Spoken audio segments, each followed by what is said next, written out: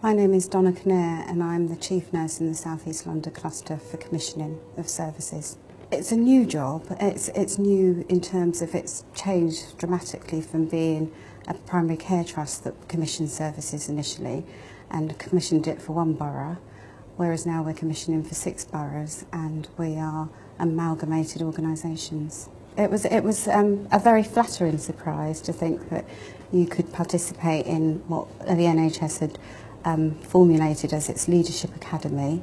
I believe I was nominated both by my Chief Executive and the Strategic Health Authority, that is NHS London. It wasn't something that I had initially thought of myself. I had participated in a local Leadership Academy between the Borough of Southwark and the NHS Southwark, but I'd not thought of a national leadership programme such as Top Leaders. One of the biggest benefits is that I actually was participating in the Top Leaders programme at a time of immense change in the NHS. So it actually provided some of the focus that you would need in order to be part of the NHS in the future, which was changing all the time. So for me, it came about at a time when we needed direction, we needed support from the centre in order to change from being primary care trusts to the cluster arrangements where we'd be commissioning for larger populations. But also, it was a time when it was recognised that clinicians had to provide leadership in the NHS. So it was a support to do all of those things, I think. It gave me some external review of what people thought of me as a leader and actually set some direction for me to make improvements in my leadership style. Secondly, it also gave me access to a number of other colleagues that were in similar situations throughout the country and that were also trying to improve their leadership style. But it gave us the ability to come together and make some plans for the future. Well, the outcome for me personally is that I'm much more focused on some of the deficits in my leadership style that I previously had.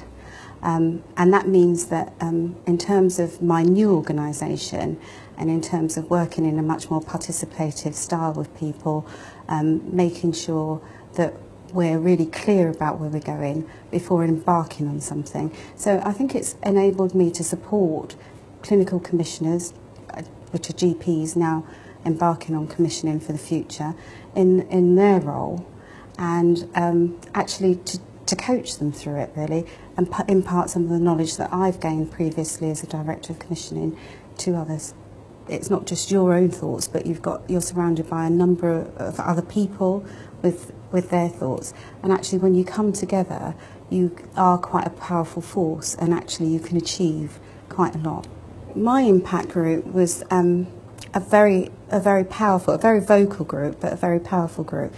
And we decided that we wanted to have some influence on a national scale.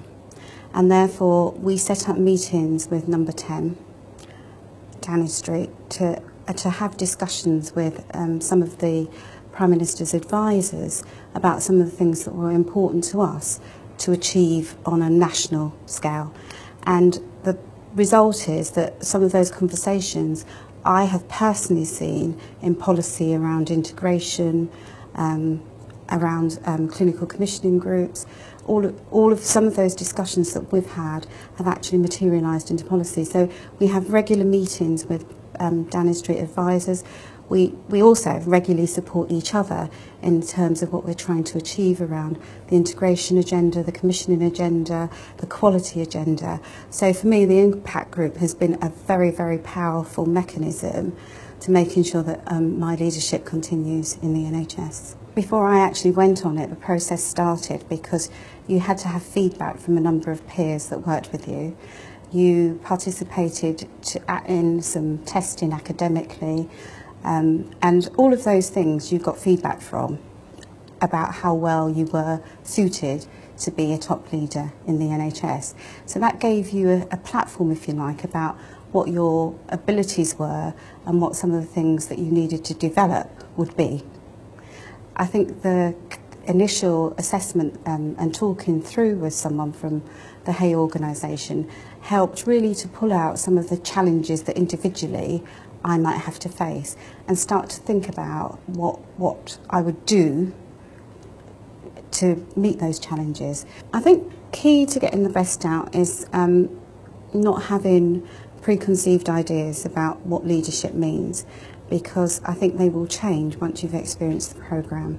I think the NHS is subject to change on a constant basis, and therefore anything that can actually help its leaders to focus on what they're trying to achieve in a supportive environment is welcome.